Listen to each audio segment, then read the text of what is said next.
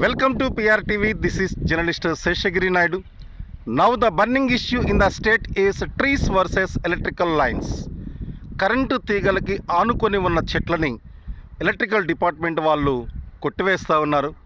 ఎంతో ఎత్తుకి ఎదిగిన తర్వాత చెట్లని కొట్టివేయడం ఎంతో బాధాకరం.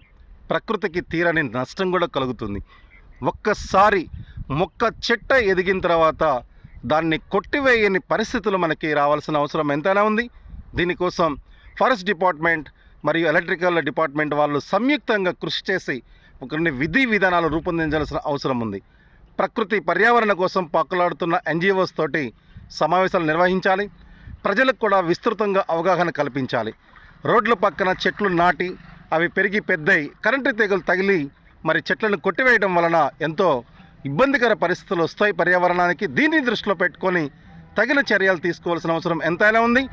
పర్యావరణ శాఖ అట్లాగే రాష్ట్ర ప్రభుత్వం కూడా దీని మీద దృష్టి పెట్టాలని చెప్పేసి PRTV కోరుకుంటుంది. జై భారత్, జై హింద్.